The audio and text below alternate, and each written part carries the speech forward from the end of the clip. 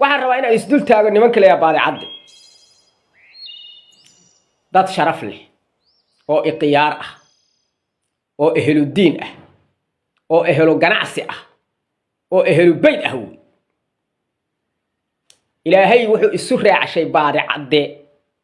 qurux diin akhlaaq dhowrsanaan iyo xishood intaas ilaahay baa isu raaciyay gabdhahooda iyo wiilashooduna waa isla mid baadi cad xaqiiqdu sidaas weeye baadi cad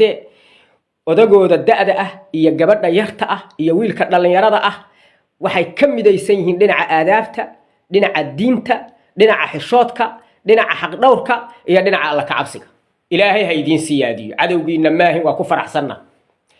ninkii siyaasiga ahaa fiiri siyaasiyiinta Soomaaliyeed oo dhan waa ka duwanaa Cabdikariin Axmed Cali anin baadi cad ah magaalada Nairobi hadda degan yahay saaxiibkay weeyaan Cabdikariin Axmed Cali oo wali warbaahinta dadka caynaya ma aragteen Cabdikariin Axmed Cali oo calacalaya ma aragteen waa ninkii hadda ogow aydiid la soo shaqeeyay xogayihii guud SNA ayuu ahaa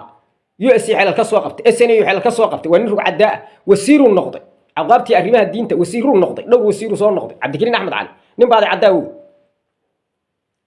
siyaasiga ugu sharafta badan oo ugu dhowrsan oo ugu akhlaaqda fiican siyaasiyiinta Soomaaliyeed ku jira guud ahaan nin siyaasi ah oo gugundhaba ah oo calacalaya oo booyaya sida kuwa hadda maaragtay yaryarka hawiyaha ka tirsan oo ka booyaya warbaahinta annaga waa nalalaay annaga waa nala gumaaday ma aragteen nin gugundhaba ah oo ooyaya oo maaragtay calacalaya ma aragteen gugundhaba dad haddii wax loo dhimana wax iska dhiciyo dad xishoodo awoodooday ku kalsoon yihiin fiiri yaryarka hawiyaha kalsooni darra haysa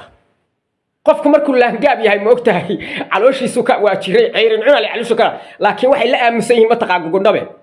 kalsooni ay qabaan jajeele kaliya iyo hawiyaha kala isu dhigma dagaal markii la yiraahdo ninka jajeelaha niman caadiya ma aha waxay ku kalsoon yihiin marka awoodda ilaahay siiyay tiradooda iyo tayadooda ku kalsoon yihiin hadda ogow hanti markii la yiraahdo baadi cad kaliya Soomaaliya oo dhan gada kara baadi cad kaliya hal nin oo baadi cad Soomaaliya oo dhan waa iibsan kara baadi cad markii la yiraahdo shirkadaha waaweyn oo dhan daawada iyo wax allaaliya waxaas oo dhan waxa keenaa waa baadi cad qalabka dhismaha iyo alxabiib iyo baadi cad waxaan leeyahay hiraab iyo habar gidir ilaashada gugundhabe gob weey gob dhashay gugundhabo waa idin ogna idin ku fududaa mayna gacantuna nooga kiindhici mayso ha gob baatihiin nasab baatihiin waadna matashiin waadna hogaamisiin hogaankii hawiyaatihiin wassalaamu calaykum waraxmatullaahi wabarakaatuh